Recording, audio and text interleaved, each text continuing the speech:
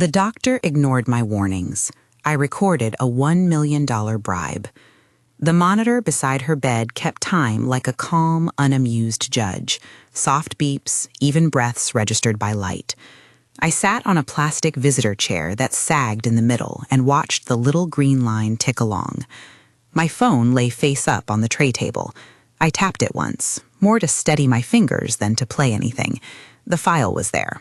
A low, tinny conversation I'd captured in a corridor while security had their backs turned. Someone's laugh, the rustle of a jacket, a voice I didn't need to put a face to because I'd seen the hands that belonged to it. And I had just told him, plain as a bill, you can't let her die. On the recording, a man's voice said something that stopped me in my tracks. It wasn't a confession so much as a scheduling of favors. It sounded like counting and a plan. The word million threaded through, low and impatient, and the other voice, gruffer, distant, answered, we keep it quiet, same as you asked. That was all.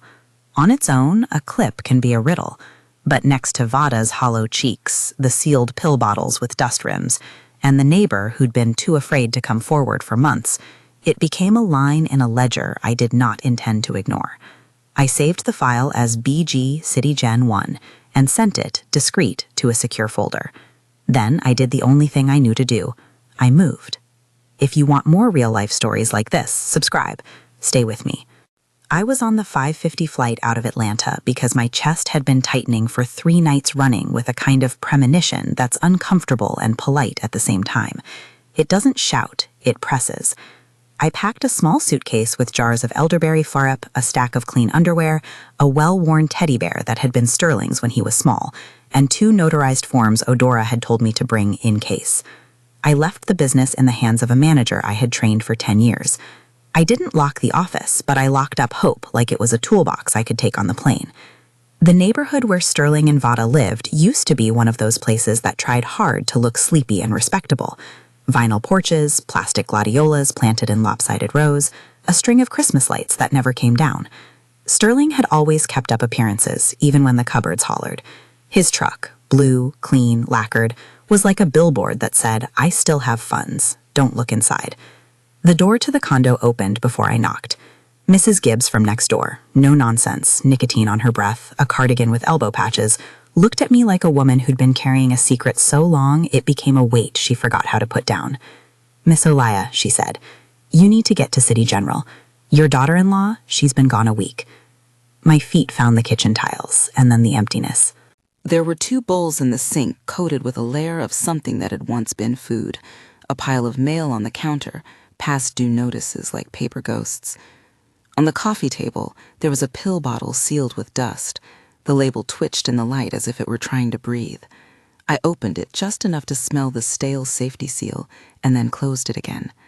There was a soft, almost notice, a line of powder along the rim where someone had tried to take things without waking anything else. I called 911 before I called Sterling. The dispatcher asked me for a name, a description, and then, softer, ma'am, do you need us to come right now? I told them yes. I told them to send somebody to check the place. People will say later that I panicked. I didn't.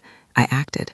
Panic might have paralyzed me, but what I felt was a focused sort of anger that feels like a cold knot in your stomach. You do not let that knot unravel into hysteria. You use it to tie off things that would otherwise leak away. City General smells like bleach and old coffee, and a trumpet of antiseptic in a place meant to be neutral. The ICU had a hush that wasn't peaceful. It was watchful. Machines spoke in beeps and breaths. Vada lay there with a blanket tucked to her chin. Her hands were small against the hospital sheets. The tech who wheeled her bed in looked at me with something close to guilty. We thought someone had called, she said. We tried. He said she was resting. Dr. Dubois introduced himself with a clipped tone that had been trained into him somewhere and left there. He'd been polite, but there was an economy to his words that made me hold my own. He told me what a chart already told, a lot of things that made me want to punch a hole through the curtain and scream at a room full of paperwork. Severe dehydration, he said. Fever, signs of infection likely secondary to neglect. He listed vitals like a ledger, low blood pressure, elevated heart rate, weight loss. He advised IV fluids, cultures, careful monitoring. He said we're doing everything we can in the kind of voice designed to soothe family members who are not going to be satisfied with soothing alone. I asked him, matter of fact, what we could have done sooner. The nurse who had wheeled Vada in avoided my eyes. Dr. Dubois shrugged and said, "We get people like this sometimes. Complicated social situations. We do our best." It came out like an excuse without responsibility. My warnings for weeks had been written into notepads, whispered into ears that nodded, texted into black-glowing screens that blinked blue and then were ignored. He did not look at me when I said, "She had sealed medication at home. There were people coming and going in the night." "Do you have evidence of missed doses?" he asked. "Do you have evidence of care when you walked out twice in 2 hours to take phone calls in the hallway?" I could see the clock in the nurse's station, and I knew when his voice had the hollow ring of someone who'd scheduled other things. He told me protocol. He explained staffing shortages and insurance holes. He told me they would monitor her. If you listen closely to the way professionals talk, you can sometimes hear the distant payments of their loyalty, to procedure, to convenience. There was no profanity in the corridor, only decisions dressed as default. I left the ICU to make a few calls. Odora picked up on the second ring. Her voice had the steadiness of a person who'd already seen this movie and chosen the exact frame to intervene. "Listen to me," she said. "Record everything. Hand the recordings to Internal Affairs or the police. If there's anything, temporarily remove Sterling's access to funds. If you can, get in front of the county recorder tomorrow and transfer title. I can write the documents today. Also, take photographs of any sealed meds, receipts, anything that looks like a chain of neglect." She was clipped, efficient. She made legal maneuvers sound surgical and inevitable. I did what she said. I recorded, I photographed. I wrote down the names and shifts of the nurses, and a surprising list of people who had been at the door late at night. An endless carousel of faces Sterling called friends. The neighbor confirmed it. He had been bringing people in, then leaving late with pockets bulging. There were pawn receipts hidden in a drawer, jewelry gone. Veda's diary sat under a pile of unpaid notices. Page after page, Veda wrote small, careful entries about promises Sterling made and retracted, about money that went to bills and turned into trips, about apologies that never held. "Sterling says he's taking care of everything," one entry read. "I don't feel taken care of." There was a forged power of attorney tucked between the diary and a stack of coupons. The signature looked like Veda's if he squinted, and had no reason to check the pressure of the pen. It granted Sterling broad authority over her accounts. It had dates that bent a little too neatly around the month she was ill. It didn't make sense that a woman who loved books and quiet would sign away her rights like a hurried check at a bus stop.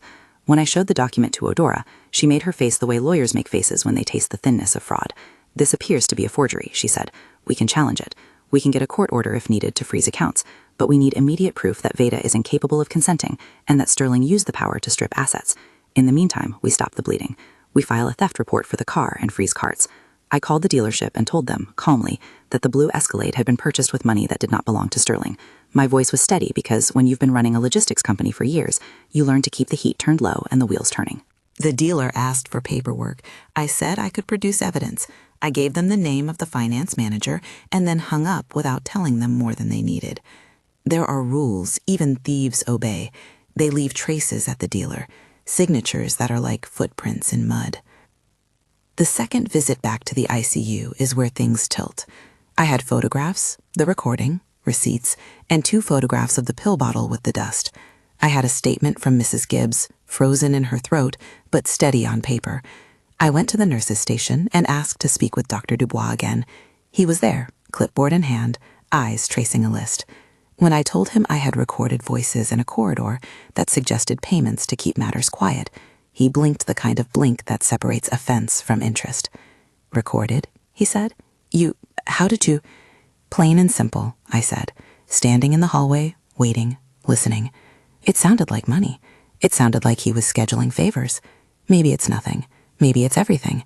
Either way, Internal Affairs needs to hear it. He gave me a doctor's look, less a professional response and more a calculation about reputation. "If you are alleging wrongdoing," he said, "there are protocols." "Okay," I said, "then follow them." "And Dr. Dubois, when I told you that she was being neglected, you told me to let the social worker handle it. Social workers are important. So is doing the right thing now. If your staff is pressed for time, tell me who it is. Tell me who walked away when she couldn't hold water down. Tell me why prescriptions were left sealed at home. Tell the truth." He might have heard me. He might have decided that it was better to listen than to argue with a woman whose hands had fingerprints and ledgers and whose heart had the map of a business that had taught her to plan for contingencies. Or he might have made the calculation that happens in certain corridors where the cost of a patient's full attention is more than a hospital wants to spend. He told me he would file a report. He promised to review the recording when Internal Affairs convened. He sounded sincere enough that I saved it in my head as a date.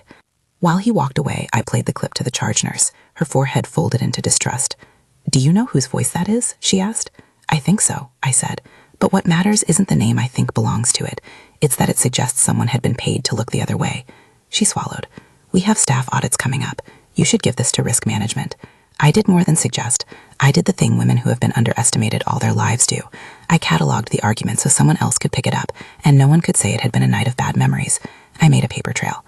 I gave a copy to the police when they came to the hospital to take a statement about a car theft claim I'd filing earlier that morning.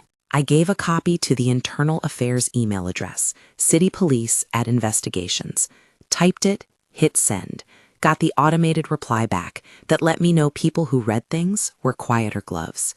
I marked time. I didn't expect an overnight miracle.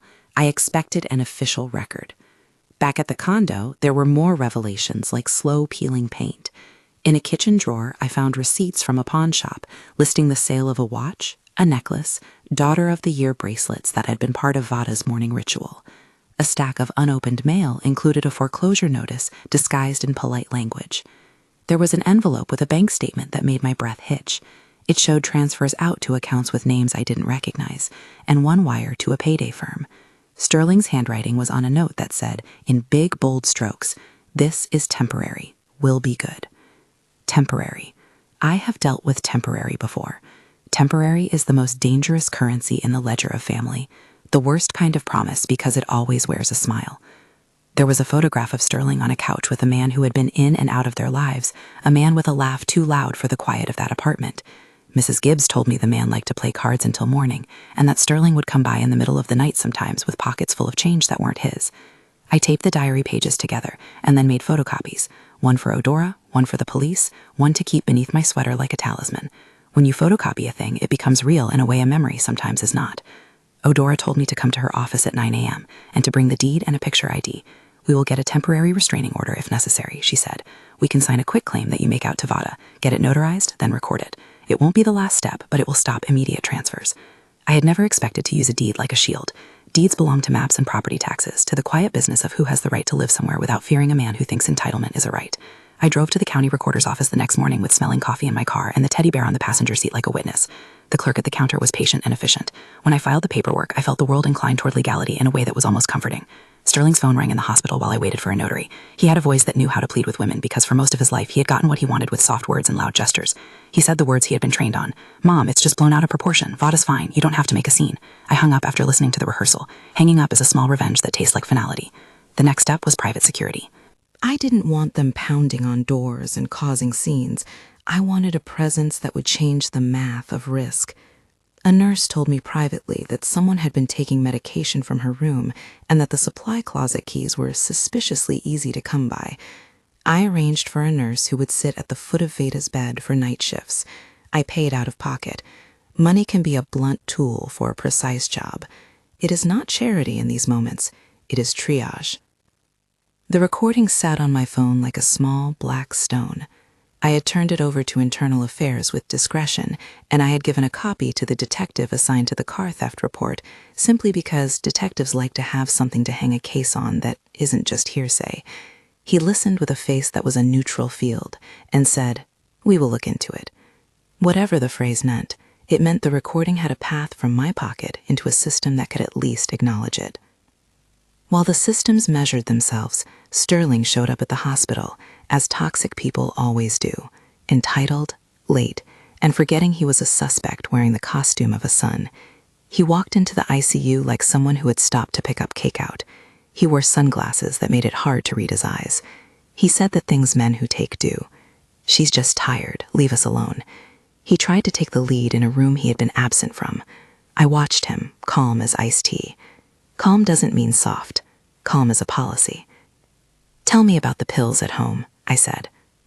"What pills?" he answered, as if the world had misplaced responsibility. "The medication in the sealed bottle on the kitchen table," I said. "You knew she needed help." He let out a laugh that was both relief and arrogance. "She's fine," he said, and maybe he believed it. Maybe he needed to believe it to sleep in the bed he had made. I laid out the evidence like a brief. The diary pages, the pawn receipts, the forged power of attorney, the photos of dust-rimmed bottles, the recording. His face went from amusement to calculation as I spoke. He tried to charm me, an old tactic.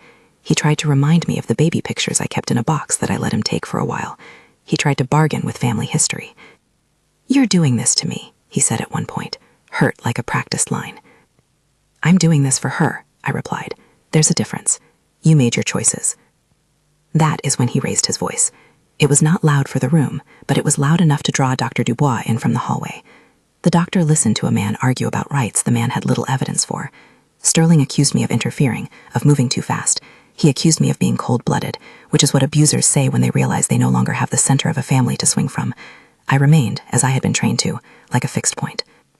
Later, after Sterling left and the curtains closed, Dr. Dubois sat beside me for a moment and said, "You did the right thing bringing her in." He did not say anything about the recording. He did not have to. The path forward rested on many tiny decisions: the police opening a file, the county recorder stamping paper, the bank taking a look at transfers. Justice in my world often looks like paperwork. But that day, with Vada's pulse gradually finding steadier rhythm, two things settled in me. One, institutions move slow, but they move, and if you feed them facts rather than pleas, they are obliged to respond. Two, no single file, no single call, no single morning tea is a panacea. The recording was an allegation, not a conviction. That chest of mine, my knot of anger, was still tight, but under it was a map of what to do next. I walked the halls of City General late that night. The corridor lights had the slant of fluorescent honesty. I played the clip again. It sounded different in the quiet. The word million hovered like a phantom. It suggested proportions and priorities. I saved another copy to a thumb drive and handed it to the detective the following morning in the parking lot, outside the press of people who had their own versions of an emergency. He took it with a look that meant he had enough to put it on a list. "We'll run the voices if we need to," he said. "We can subpoena records if necessary. It's a start." A start. I had grown accustomed to starts that insist on follow-through, so I followed through. I arranged for temporary guardianship paperwork to be prepared and signed. I signed a deed, prepared under Odora's counsel, that would transfer the condo into Vada's name directly, with the intent to stop any further monetary erosion. The notary watched the transaction like someone watching a small but decisive battle turn. Sterling called me that afternoon from somewhere with bad reception and the tone of a man whose fortune had been forecast poorly. "You don't have to do all of that," he said. "I do," I said, "and I will." The line clicked dead. He had always believed that volume could drown out evidence. That afternoon proved otherwise. At the end of those days, I drove myself to a little bakery 2 blocks from the hospital and bought 2 cinnamon rolls. It is a small ritual, but rituals anchor you to the fact that you are alive and entitled to pleasure even when the ledger says otherwise. I ate my roll in the front seat of my car and folded the paper into a neat square. The world kept moving: IVs, clipped pages, detectives with their pens. I kept my phone charged because the next crucial sound could come through at any time. A week after the recording was handed over, a message came from the detective. They had opened an inquiry. They couldn't promise charges, but they could promise that the voice file was now part of a file flagged for review by Internal Affairs, and that a subpoena might follow. That is the best anyone can hope for with an allegation, an acknowledgement that the sound you captured will be judged by people who have privilege of method. I sent the detective a copy of the diary and the pawn receipts. I boxed and labeled things like a woman preparing to go to trial on the truth. At night, I would sit in the chair by Veda's bed and watch her eyelids flutter like closed blinds. I read her diary out loud sometimes, not because she could always hear me, but because ears sharpen in darkness. Sterling promised to get us out. I read one page where the handwriting tilted hopeful, despite the content. He said he'd make everything better. I think he means it sometimes, but not in a steady way. One morning, a nurse found a tiny painted rock under her pillow, a pebble with the words "Be brave" written in hurried marker. Veda, or someone dear, had left it there. Small acts accumulate. The private nurse I had hired, an older woman named Darlene with a voice like warm molasses, told me stories of other women she had nursed back with care and patience. "People come to you broken," she said. "Sometimes they leave with something left of themselves." There were other people who came into our orbit too.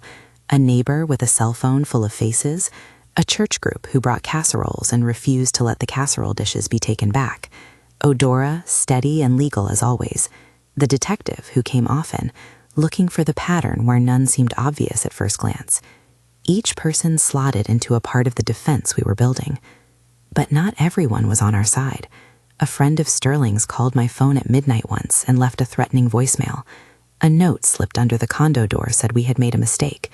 There were small retaliations designed to question our confidence. Slashed tires, a late-night honking that rattled windows. I reported each thing. I documented. I put my faith in evidence because charity without consequence becomes a complacency that feeds abuse. 2 weeks in, there was an escalation. Sterling was arrested briefly on an outstanding warrant for unpaid fines from a business he'd opened and closed in a way that left a ledger of complaints. He was released with a promise to show up in court. In the document copies I kept in a folder, his name was a line that now had a scrawl from the police. Possible pattern of financial exploitation. I did not cheer his arrest. I do not celebrate the fall of a child. What I celebrated was that the system that too often overlooks was now focusing its attention, and that focus can protect a woman who had been invisible in her own home. On the night he was released, he came to the hospital. I saw his feet through the curtain before I saw his face. He came with the swagger of someone who still expected favors. He wanted reconciliation, a return to the pattern where his mistakes were patched over and the house of family remained upright by someone else's labor. I had no interest in resuming a pattern that had nearly killed his wife. I wanted the pattern to break, for his sake as much as for hers. We stood facing each other in the thin light of the ICU corridor, the machine's beeps like a metronome for moral choices. He tried the old tricks: blame, promises, anger. He rolled his eyes at my resolve, as if moral authority were theatrical and therefore negotiable. I held the deed in my hand. I had made it official. I had made a choice that said a woman's body and her home mattered more than the theatrics of a man who had traded trust for escape routes. "You're ruining me," he said at one point, and for the first time I felt a thin, almost tender pity. He had, in the span of a few years, grown a garden of bad decisions. Some of them would germinate, others would shrivel. Either way, a reckoning was not revenge. It was the light of consequence. He left that night with his hands in his pockets and a mouthful of promises. He left a pile of laundry behind and a note that said, "I will get help." I am not a fool for compassion, but I am no fool for compliance. There is a line between offering someone a bridge to walk across and handing them a ladder to climb back into the life they destroyed. I had chosen boundaries. Boundaries keep a heart whole. We were not done. The recording meant nothing if it remained in my phone and on a folder. Evidence needs momentum, so I kept pushing. I attended internal affairs meetings, handed over the foam drive, made sure every paper had a chain of custody. I ensured every name, of nurses, of visitors, of men in the early hours, was locked. I insisted on a private nurse at night. I insisted on security. I insisted on a process. At the same time, Vada began, very slowly, to return. The color came back to her face as IV lines did their patient work. Her speech was halting at first, like someone learning to use language again. She would look at me sometimes with a kind of gratitude that made me think about the cost of guardianship and what it means to choose the hard thing for the people you love. We began to plan for a longer horizon. The cottage industry of recovery requires space. A job, even one folding books at the public library, can be a scaffold. Darlene spoke of a woman who had gone from the ICU to a library clerkship and found in quiet the things that steadied a mind. Vada liked the idea of returning to books. They were still her center. I thought about cinnamon rolls and the way small comforts announce normalcy before it arrived. I thought about account ledgers and the way money could both feed and devour. I thought about recordings and the way a single audible sentence can split a story into before and after. I thought about the doctor who had told me we do our best, and whether doing our best mattered when the people doing the work were under pressure, or worse, compromised. That's why I had the recording. That is why I handed it to people who could do things I could not.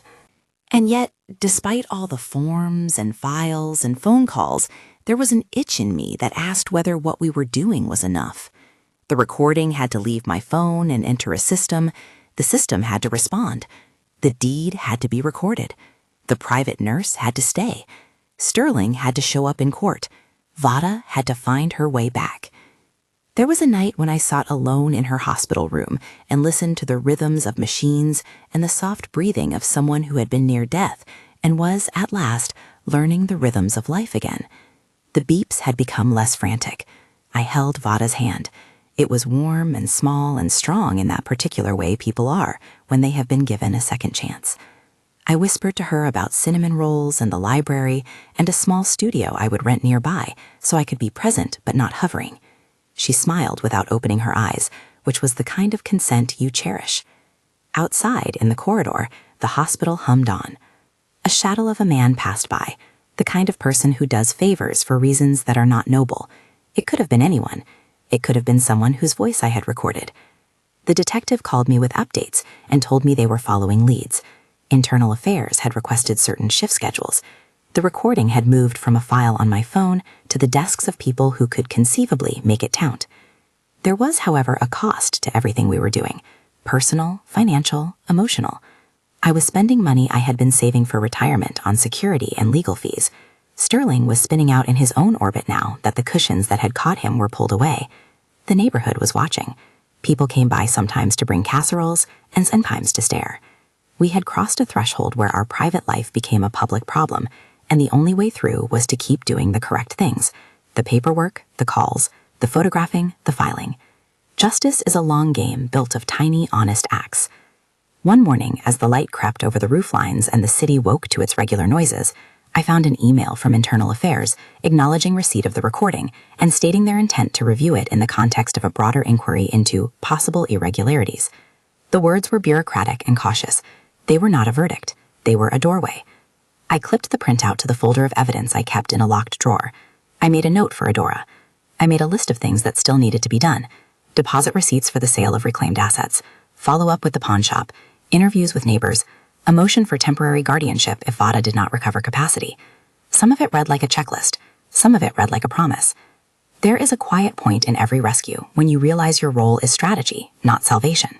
You can be the engine that moves a case forward, the one who keeps the lights on, who pays for nights with the nurse, who tracks down signatures and makes things official. But you are not the miracle.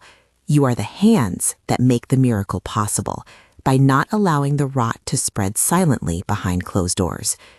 The recording still lived on my phone, in a thumb drive, with the detective and with Internal Affairs.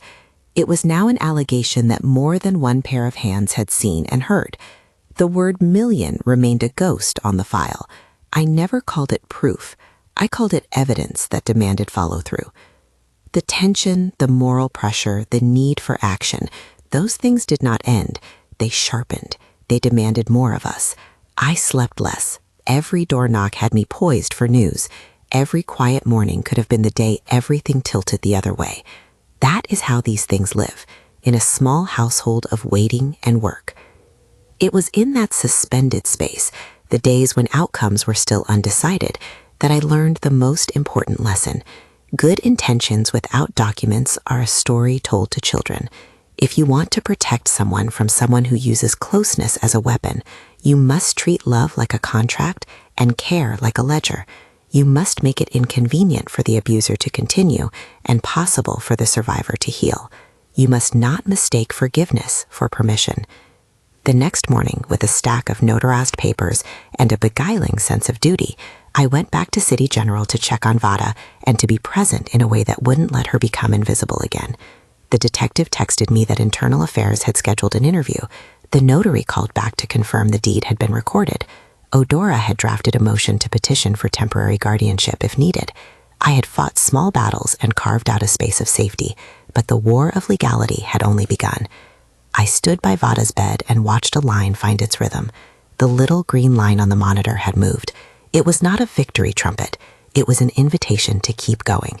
I tucked a strand of hair behind her ear and thought of cinnamon rolls and the library and Darlene's steady watch. I thought of the man whose voice I had recorded and the small, terrible arrogance that thinks money buys silence. We had evidence. We had momentum. We had boundaries. But for the first time in weeks, I allowed myself to believe that the next act might be a different one where she remembered how to breathe without fear. I allowed myself briefly to imagine a future where the recording was not the center of the story, but the footnote that marked the end of a pattern. And then the curtain rustled and a shadow moved beyond the glass. Someone had come to see what the change looked like, and it wasn't a nurse, nor a friend, nor a detective. It was Sterling, and he looked like a man who had been pushed into a corner and decided to try one last thing. He pushed the curtain aside like a man respectful of theater more than of people. His face had the tiredness of someone whose mistakes are louder than his apologies. He tried to put his hand on the bed rail and find the old permission there, but Veda's hand was already warm in mine. I let his fingers hover, and then I let them go. "Mom," he said, and it was the practiced preface of someone who had used that single syllable as a key for a long time. "You can't just, this isn't yours to take." "This isn't about taking," I answered. "This is about keeping her." He laughed once, a short thing that was half charm and half a fragile claim. "You think handing over a deed will fix everything? You think the law will make love show up?" I looked at him like I always had when he tried to lecture me on sentiment. "The law is not love, Sterling. It's a set of fences so people stop crossing into other people's lives with their hands full." He flinched as if I'd struck him. That hurt twisted me into something softer, but softer had taught me nothing. I had learned over years that softness without structure can be fatal. "I need you to understand," he said. "I messed up, yes, but I'm getting help. I'm going to a program. I will make it right." "Making it right looks like fixing what you broke," I said.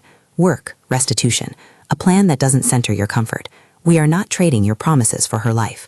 He tried 1,000 small turns, promises, tears that smelled of reheated regret, accusations that I was being dramatic for effect.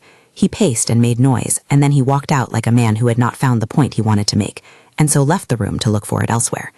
After he left, I sat with Veda and the soft green line that kept showing up on the monitor. She slept a lot those days, or she looked like she was sleeping while waiting for the hours to count themselves a little safer.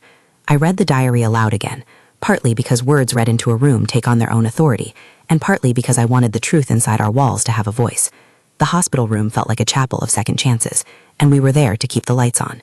The internal affairs interview came 2 days later. They interviewed nurses, noted shift schedules, asked for staff logs and timesheets. I had given them the thumb drive, the photocopies of Veda's diary, the pawn receipts, and my notes. Odora sat with me in the waiting area, flipping a legal pad into order. She is not a woman of drama. She is a woman who turns chaos into forms. She reassured me in the precise way lawyers do, by filling out a plan. "They'll move slow if you let them," she told me, voice low. "But if you keep feeding them facts instead of feelings, they'll have to follow a path." I thought of the clip again, the word million like something a trickster would use to make listeners tilt their heads. Money has a way of stretching men and shrinking them at the same time. The clip had not been a conviction. It had been a thing that invited procedure. It had been a lever, and we had to be careful how we used it. Internal Affairs' first letter was a bureaucratic mercy, an acknowledgement that an allegation was in their queue. They requested the shift logs and asked if there had been any prior complaints. I sent them everything I had. The detective who took the recording promised to be in touch. He came through with slow, steady steps, no grand pronouncements, just a record that would not be denied. Dates, times, names of visitors, copies of reads of transaction. The system had begun to eat the paper I fed it. That was work that paid off in small increments. Sterling's friends started calling, sometimes apologetic, sometimes weirdly accusatory. One of them left a voicemail that sounded like jealousy dressed as concern. "You sure you know what you're doing, Mrs. Jefferson? You sure this is about Veda?" I archived the number. People call and ask questions when they are not willing to change the behavior they've benefited from. There were nights when the hospital corridor felt like a strand of a larger web. A woman with a folder in her hands hurried by, a social worker with the kind of compassion that has been taught to survive paperwork. I met her once and told her plainly everything I had learned in the week since I had boarded that plane. The sealed meds, the pawn receipts, the forged signature. She listened and filled out a report. "We will assign a caseworker," she said. "We will coordinate with Adult Protective Services if necessary." Adult Protective Services is the kind of phrase that sounds both small and enormous. It feels like someone taking a ledger and adjusting the zeros. It feels like an outside hand making sure someone can't be preyed upon because of the relationships that should have protected them. I arranged for a temporary restraining order against anyone trying to take Veda's personal property. Odora drafted it and filed it with the court that same afternoon. The clerk's office smelled of toner and patience. The judge who looked over the emergency papers was kind in the way older people have, firm without theatrics. We got what we came for, a court document that kept Sterling from changing locks, transferring accounts, or touching certain property. It was a legal wall, and it was necessary. When the locksmith changed the locks on the condo, Odora insisted on it. Sterling's mind tried another track. He called me frantic, then polite, then insulted, then broken. He wanted access to certain things he claimed were his. I told him the court said otherwise. He cursed and then accused me of being dramatic. "You have to let me in," he said. "I can't even get my clothes." "You can get your clothes with a court order," I said, "not with a tantrum." There is a difference between denying someone their shirt and denying someone their line to forgive. I had to be practical. Practical meant that when Sterling came to the condo and rattled the handle of the new lock, I called the number of a police officer Odora recommended. Officer Bradshaw arrived in his red lights of the sidewalk quiet, and he mediated with more patience than I'd seen in years. He took Sterling's information and told him what the court document said. Sterling left again, muttering and carrying the weight of a man who has lost leverage. Sometimes the cost of protecting someone is measured in small indignities.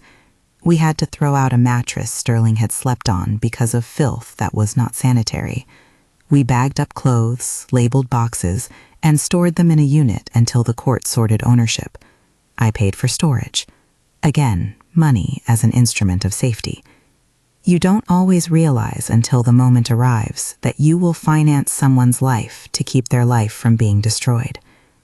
The detective called one afternoon and said they had found a way to follow the voice. We can compare it to other recordings, he told me. We have an expert who can do voice analysis. It's not a certainty, but it gives us leads. I sent them the names of vendors who had been present at the times I suspected the clip was recorded. They asked for copies of staff ID logs and a list of who had hallway access. I gave them what I had. It felt like threading a needle in the dark, but a needle that, if threaded, would hold a seam. While justice moved in its own pace, Veda's recovery turned into a different kind of labor.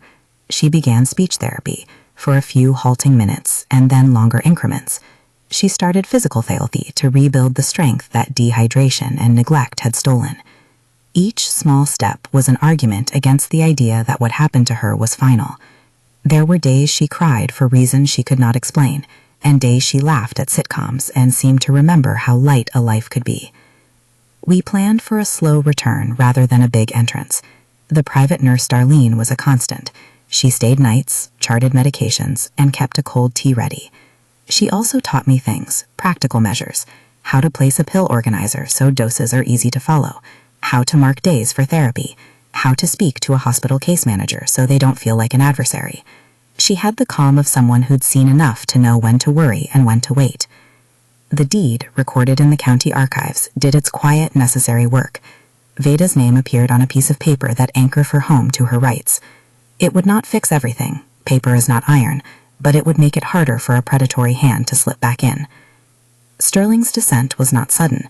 It was a slow wearing down of a man who had been propped by leniency. Without access to easy cash, his life began to memorize new words: unemployment, court dates, the smell of detergent at a second-rate motel. He started sleeping on couches at the houses of friends he had charmed in better days. The dealer for the Escalade, patient in business as they always are, was cooperative when Odora showed the paperwork. They recovered the vehicle and sold it, as instructed, the funds held in escrow pending the court's direction. The emergence of this kind of consequence does not make a person immune to compassion. I never wanted Sterling to fall into ruin for its own sake. I wanted him accountable. There is a long difference between accountability and punishment. When he washed cars for minimum wage and ate from a soup kitchen, I felt an ache that was not triumph, but recognition. He had to learn to be small and responsible again. That is sometimes the only path back to a life that accumulates trust. A turning point came when Sterling, weak and ragged, appeared at the library where Veda had begun a pilot volunteer program they had approved while she convalesced.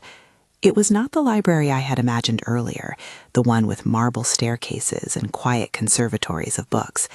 This one was a modest branch with a volunteer coordinator who believed in giving people chances. Veda shelved donations there, and she found solace among things that had been handled carefully by others for years. Sterling came in looking sheepish, tame in a way that broke him open. He watched Veda at a distance and then stood near the returns bin. I saw him watching the way you watch a last chance. He approached and stood silent for a long moment. Then, without ceremony, he left. He had the decency to keep his distance. That was the best kind of progress. Time became the final judge in many ways. Weeks folded into months in a litany of appointments, court dates, and therapy sessions. There was an evidence binder thick with photocopies of bills, receipts, and court filings. There were phone logs. There was the log of visits to the county office to check on filings. People asked how I could keep the energy up. The answer is simple and domestic: stubbornness, sustained by the conviction that someone else's life depends on your consistency.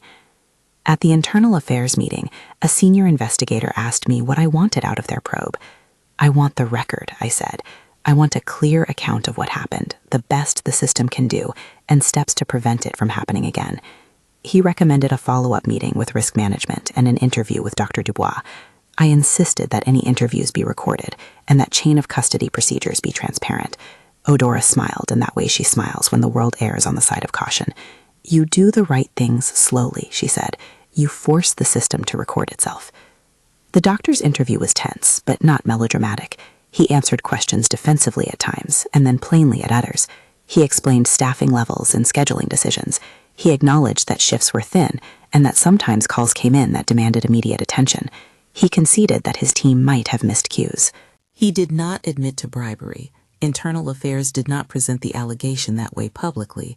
They called it an allegation of irregularity and asked for more specific evidence. This is the place words get careful.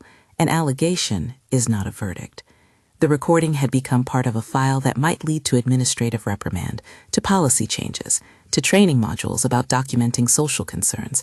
It might lead nowhere. For me, the recording had done what it needed to do. It forced an institution to look. That did not absolve any single person of moral responsibility. It did not erase the nights Vada had been alone and in danger. But it did open a window where there had been a wall. There were small victories that felt like breathing room. The pawn shop returned items that had been identified with serial numbers. A small amount of money, residual, not $1 million, but not nothing, was reclaimed and placed in a trust account for Vada's recovery. The bank froze an account until forensic accounting could trace transfers. The car sales proceeds were used to pay for medical needs. These were not cinematic reversals. They were math. Funds moved to pay for care, locks changed, names notarized. On a slow evening, when the hospital lights had thinned and the city outside cooperated with silence, Vada asked me for cinnamon rolls. It felt like a note in a song.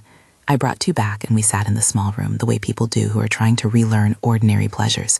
She chewed slowly, eyes watching me with the faint astonishment of someone who had been given a chance.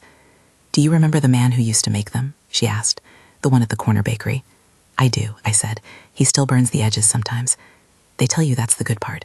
She laughed, a sound that had thinned edges but not been dulled. "I want a place to keep books," she said. "Maybe someplace quiet. Maybe a job stamping due dates." We drew plans like small conspirators. She wanted a library job of her own. She wanted weekends filled with the steady work of reorganizing return bins. I started looking at studio rentals near the library and found a modest place with a sunny window. It was not grand, but it would do. A place where I could be present but not smothering. A place where Vada could cultivate a life for herself. There were hard days, too. There was a court appearance where Sterling's lawyer argued for access to certain items. Odora countered with paperwork and calendars, and the judge signed on the side of safety. There were nights when Sterling called, now quieter, asking for advice he had never taken before. His voice sounded like gravel. I told him what he needed to do: verify program attendance, show restitution plans, accept the consequences for actions he couldn't stick with in the old ways. He heard the truth without being undone by it. That is not the same as healing, but it is a necessary start. The public parts of the case, internal affairs inquiries, the detective's notes, moved in ways that some would say are slow and others would call thorough. The hospital instituted new checks on visitor logs and a review of medication reconciliation procedures. They contacted the family to say they were reviewing policies. There was the familiar language of institutions trying to be responsible in a way that counts. Meanwhile, the small domestic alchemy of recovery continued away from the formalities. Vada went to the library for 2 mornings a week, packing returned books and learning the smell of old paper. She accepted a volunteer position that turned into paid hours after a month. She took to painting in the afternoons in the studio I had rented nearby. Her hands learned to find color again. She found friends who were not enablers but were steady: a woman from group therapy, a woman from the reading club, a neighbor who planted succulents on her windowsill. One of my proudest days was the first time she walked into the library with a tote bag of her own and did not look smaller for the world. The volunteer coordinator, a man named Sergio who had a slow laugh and a habit of bringing extra tea, greeted her like someone welcoming back a reliable colleague. He scheduled her for a book preservation workshop, a small, careful job that suited her fine motor skills and her love of stories. "She has a good touch," Sergio told me once. She takes care of words like they're fragile things. That is what the work did. It resembled repair. It took time and patience and some training. It was not theatrical. It was honest labor. She was paid, eventually, a small stipend that helped make her feel independent in ways that mattered beyond money. Sterling's life, meanwhile, continued to tilt away from the patterns that had kept him comfortable. He found work washing cars, then got a job as a janitor at a motel. He slept in the back of his truck some nights. He called rarely. He showed up infrequently at cafe tables where his old friends still drank and told the same stories. I do not say this to gloat. I say it because punishment and survival are not the same, and because sometimes consequence is the only teacher left. There was a day the detective called to say internal affairs had found irregularities in scheduling and a pattern of unrecorded corridor entries. He refrained from grand language. He promised to update me when there was more. It was the kind of sentence that means process rather than theater. I appreciated the restraint. The truth in smaller statements often has more durability. Eudora negotiated the last of the bank hurdles. With her legal hand on the small ledger, money earmarked for Vada's care stayed intact. We paid medical bills. We paid Darlene. We bought paint. We arranged for a short-term counselor who specialized in abuse recovery to work with Vada twice a week. The healing had layers: physical, psychological, economic. Each had to be tended. One afternoon, Vada came to me with a small, tentative plan. "I want to start a book club for women who need quiet for an hour," she said. "Maybe we can invite people who are trying to come back." "That would be lovely," I said. "Invite Mrs. Gibbs. Invite Darlene. Invite Eudora. She needs a quiet hour." She smiled and then looked down at her hands, which had acquired the kind of scars quiet work leaves. "And Sterling?" she asked. I thought about it. "You can invite who you want," I said, "but you don't have to give him the center. I cannot protect you by pretending his pattern is only a phase." She nodded. "I want him to change," she said, "but I don't want to be the one who changes for him." That was the moral line: love without self-erasure. It is a lesson many mothers live to learn and then teach. Months passed, and the rhythm altered. The detective eventually told us internal affairs had recommended policy changes and further administrative review. The files were thick. The recording that had once sat on my tray had done its job. It moved from a private breath into public record, and in doing so, made it harder for neglect to be shrouded as oversight. There were no celebratory parades. There were administrative memos and new training modules, and a memo to staff about documenting social concerns. It was a small justice, the kind that prevents future harm rather than satisfies vengeance. Vada grew stronger. She learned to manage a pill organizer and to call a therapist when old memories scraped her like a rusty hinge. Her job at the library made her mornings important again. She learned to balance a budget. She took slow walks in the park and used her painting time to practice the quiet that comes from ordering color onto paper. The studio window I rented became a tiny place of sunlight where she practiced living. One afternoon, she made cinnamon rolls and invited me over because she wanted to show me she could do things for herself. I walked in, and the room smelled like yeast and new routines. She had set the table with care, and the rolls were golden at the edges, burned in the right places. We ate them and talked about trivial things: the next book she wanted to read, the color she wanted for the spare room, the way the library had a volunteer who brought donated bookmarks for every holiday. Sterling called that night. He had a new number and a new voice. He sounded older in a way that was not always better. "I saw you at the library," he said. "I didn't come in. I wanted to tell you I'm trying." I listened for the old pleadings disguised as progress. "Trying is good," I said. "Try shows up on paper. Try goes to meetings. Try supports restitution." "I know," he said. No more calls like last spring," I interrupted, remembering nights of pleading and promises I had already refused to accept. "If you need contact, use Eudora. She can guide you. Don't make it about curses. Make it about terms." There was silence on the other end. He appeared receptive. The final motions of the legal side were small but necessary. Eudora filed to set aside the forged power of attorney, and the court agreed to void the document on the basis of the handwriting expert's initial analysis and the contextual evidence of manipulation. The bank agreed to interim fiduciary controls while forensic accounting traced the transfers. The pawn shop returned a bracelet to Vada, and she cried when she touched it, a clean grief that had room for anger and tenderness.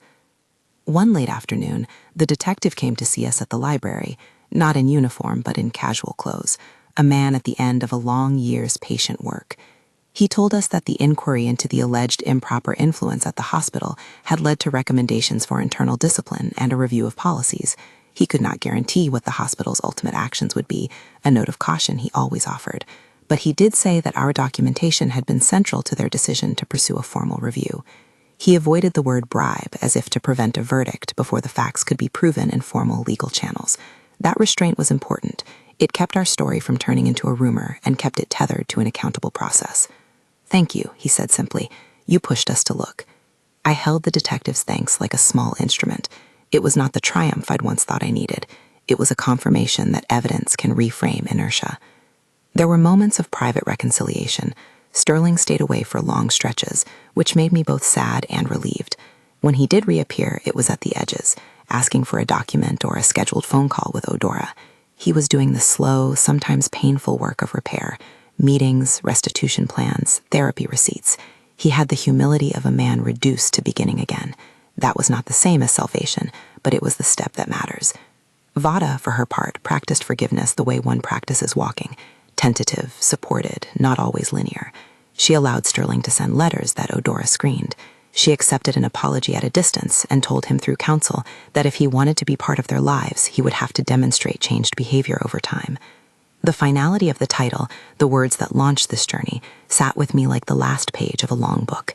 The doctor had ignored my warnings, and I had recorded a conversation that suggested payment to silence. That recording had moved from my phone into an investigation. It had not become a definitive judgment, but it had started something. It had made the corridors accountable and given elders and nurses an additional reason to know what they saw. That was enough to change the calculus of neglect, which is often built on the assumption that no one is watching. In the end, my actions were not heroic in the cinematic sense. They were procedural and persistent. They were paperwork, phone calls, court filings, and the occasional cinnamon roll. They were the work of a woman who recognized the limits of forgiveness and the necessity of boundaries. They were the quiet insistence that someone who cannot protect themselves needs an adamant advocate, and that love without structure can become a weapon used against the vulnerable. We gathered some simple compensation. Medical expenses were covered in part by reclaimed funds, some jewelry came back, and the deed remained Veda's anchor. The recording remained a file in internal affairs with a recommended course of action under review. No one marched with banners. There were no televised confessions. We kept our quiet and our careful files and our day-to-day tending. We did not let the absence of dramatic closure deter us from continuing the work of repair. A year later, Veda had a part-time position at the library and a small studio where she painted and kept her books. She learned how to pay a bill online and how to refuse a call that might unbalance her. I had sold the business I once ran and had taken a smaller contract work, enough to keep my head above water and to be near Veda in a way that honored her independence. I could afford to live with less and to give more time. Oddly, that felt like a gain. Sterling had found a counselor he respected and a job that required him to be reliable. He came by the library once, stood outside, and then walked away. Maybe one day he'd be ready for a conversation that didn't try to wield guilt as a tool. I hope that for him, not because I want him punished, but because I want him healed in a way that doesn't endanger others. I think often about the thin line between saving someone and enabling their ruin. I think about how easy it is to confuse forgiveness with forgetting, and how vital it is to keep records, to build chains of custody, to insist on written agreements when relationships risk becoming ledgers. Protecting someone is not always a matter of love alone. It is a set of structures, legal and practical, that make love possible. Sometimes I still play the clip in my head, the low voices, the mention of 1,000,000 like a gaudy number meant to coerce silence. I never called it proof. I called it a prompt to action. We handed it to investigators, we documented, and the hospital's internal processes responded in the small but meaningful ways institutions sometimes do when confronted with detailed evidence. That was the balance we needed, a careful, law-abiding insistence on truth, rather than a rush to accusation. On quiet mornings, Veda and I sit with tea and talk about small things. She teaches me about new authors, I tell her bad jokes about taxes. We eat cinnamon rolls sometimes, because rituals matter. They mark survival in ways words cannot measure.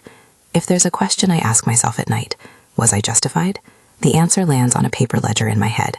Justice, to me, is not about payback. It's about ensuring a person can exist without fear in their own home and in their own body. It is about making predation inconvenient and prevention possible.